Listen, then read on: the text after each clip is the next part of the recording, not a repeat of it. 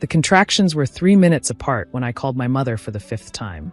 My husband Ryan was deployed overseas. Emergency deployment, 2 weeks before my due date. And my parents had promised, sworn on my grandmother's grave, that they'd be there when the baby came. "Mom, please pick up," I whispered into the voicemail, gripping the hospital bed rail as another wave crashed through me. "I'm at 7 centimeters. The baby's coming. Please." The nurse, Julia, squeezed my shoulder gently. "No family yet, honey. They're on their way."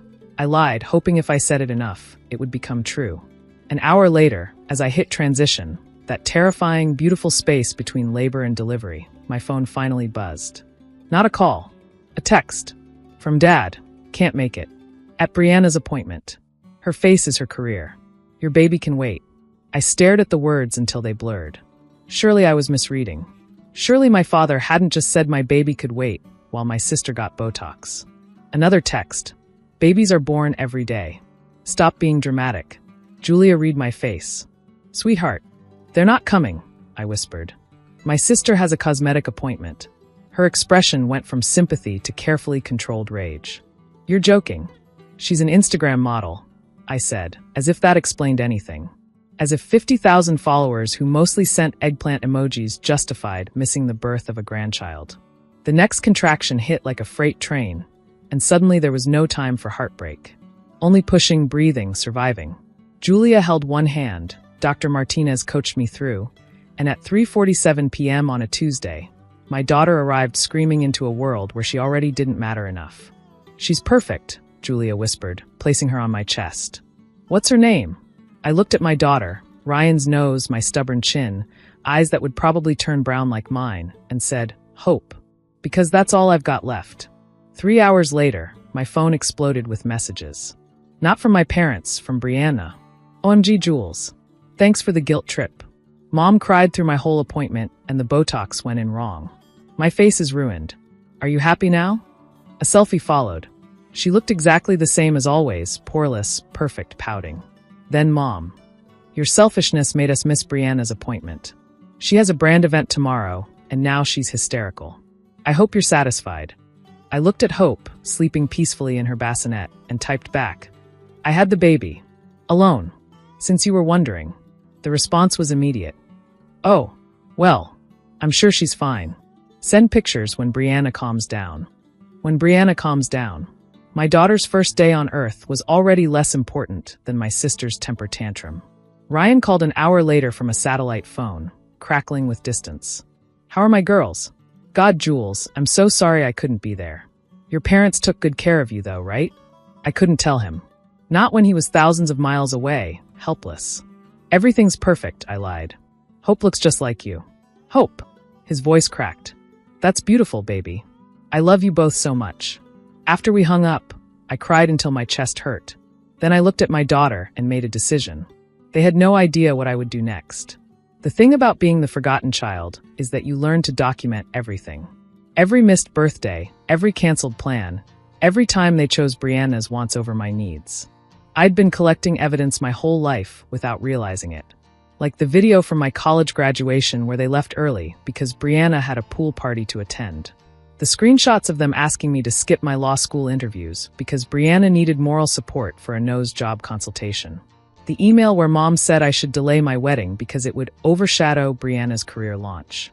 But more than that, I'd been watching, observing, learning things they never thought the smart but plain daughter would notice. Like how Dad's construction company had some interesting tax practices. How Mom's boutique was a front for selling knockoff designer goods. How Brianna's modeling career was funded by sugar daddies she met on exclusive apps, while telling her evangelical Christian followers she was saving herself for marriage. I'd kept it all filed away, thinking maybe someday I'd need it for protection. I never imagined I'd use it for revenge. But missing Hope's birth? Choosing Botox over their grandchild? That was the last straw on a lifetime of broken backs. I started small. Created an anonymous Instagram account called @BehindTheFilter_truth. Posted side-by-side comparisons of Brianna's all-natural beauty posts next to receipts from her plastic surgeon. Screenshots of her motivational posts about hard work next to Venmo requests to her various benefactors. The account gained 10,000 followers in 2 days. Brianna called screeching. Someone's trying to destroy me. They're posting lies. That's terrible, I said mildly, breastfeeding hope. Want me to look into it? I did take that computer forensics course. Would you? God, Jules, you're the only one with a brain in this family. The irony was delicious. While pretending to investigate, I accidentally forwarded some interesting information to the IRS about Dad's construction company. Just a concerned citizen tip about unreported income. Oops. Mom's boutique got a visit from representatives of several luxury brands after anonymous tips about counterfeit goods. Such a shame. But the real masterpiece came 2 weeks later.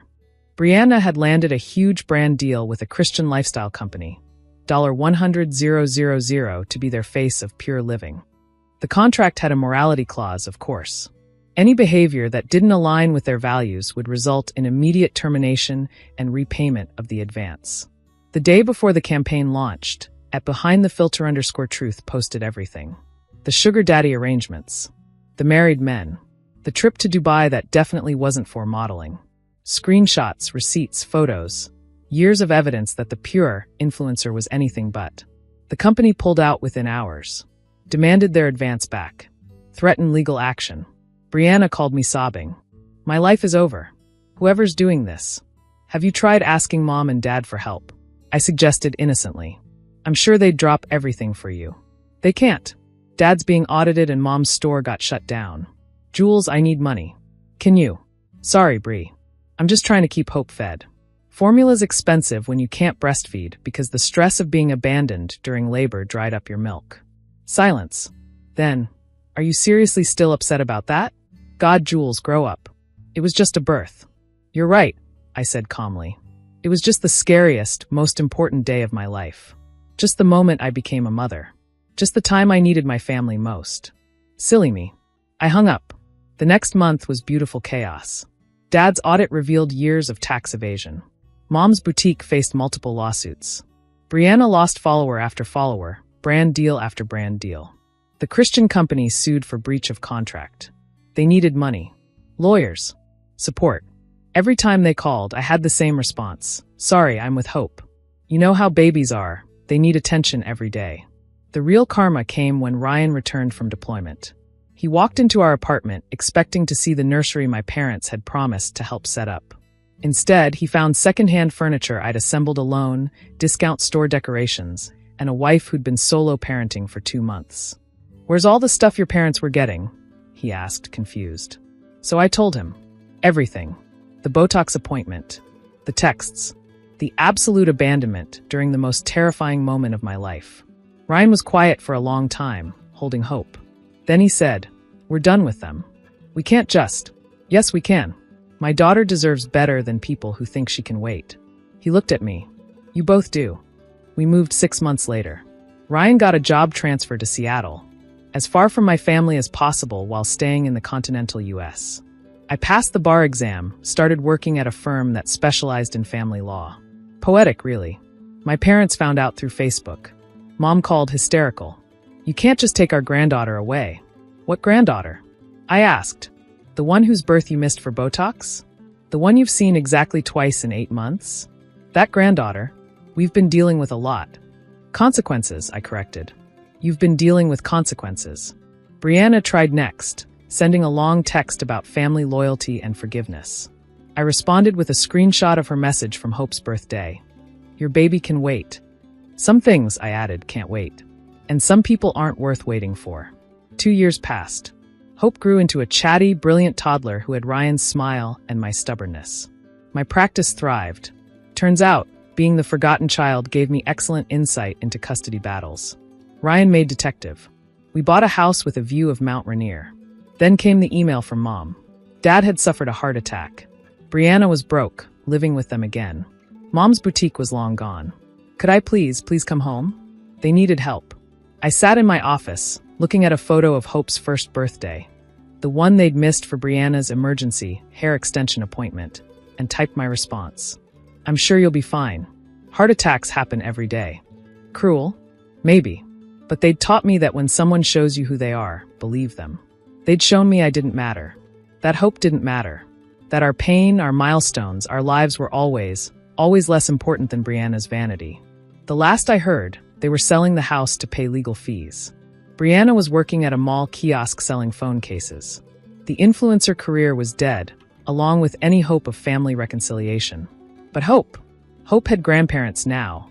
Ryan's parents, who'd flown in from Michigan the moment they heard I'd delivered a loan, who called weekly, sent packages monthly, visited every few months despite the distance, who proved that family isn't about blood, it's about showing up. Her face is her career, they'd said. As if a career built on filters and lies was worth more than being present for the miracle of new life. Turns out, they were right about one thing. Babies are born every day. But not to them. Not anymore. And they had no idea that their absence would be the greatest gift they ever gave us. The gift of knowing exactly who they were and exactly who we didn't want to be. Hope would grow up surrounded by people who put her first. Who showed up. Who understood that some moments don't wait and some choices can't be undone. That was my revenge. Not the audit or the lawsuits or the Instagram takedown. Just building a life so full of real love that their artificial affection wasn't missed. They'd chosen Botox over baby. I chose freedom over family. Best decision I ever made.